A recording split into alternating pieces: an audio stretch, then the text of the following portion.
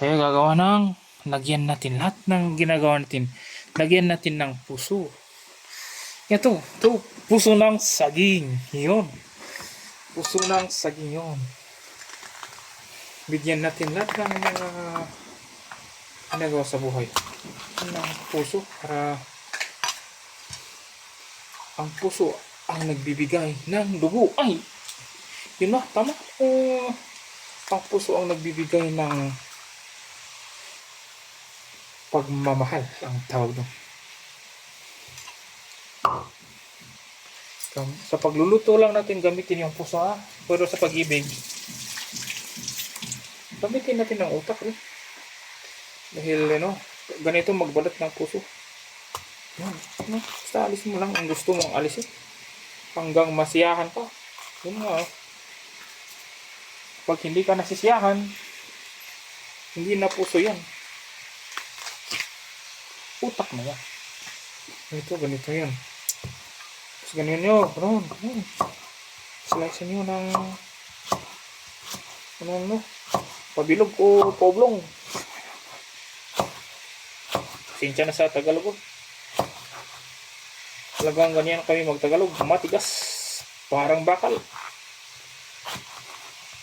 Pero ang puso namin, pusong mamon. Hindi pusong bakal. Ano? Ito lang. Slicein mo lang. Ganon. Ganon mo lang. Habang naluluto yung ating smoked meat. Isaw natin to. Ganon. Wala kang ititira dito. Ilagay mo lahat. Sabi nga nila, pagmamahal. Ilagay mo lahat. Ganon.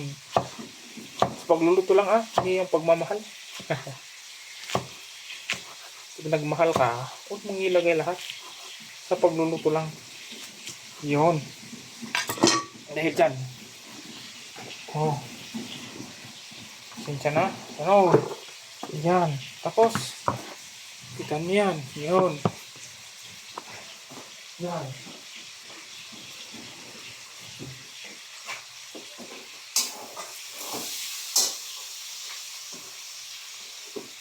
Yan natin lang. Ano itong tawag nito? Yan. Asin. Tapos to. Ganito maglamas ng puso. Diba ang nasa isip nyo? Hindi yung lamas lang alam nyo. Pero lahat.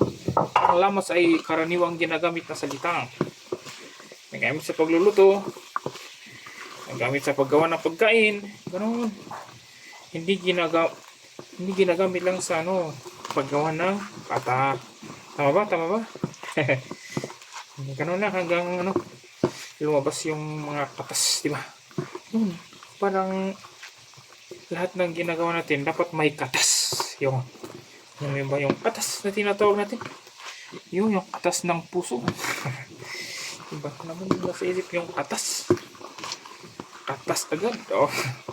Hindi katas ng pagmamahal sa pagluluto ang palalabasin natin kung nakatas. Yan. Paglaban mo lang.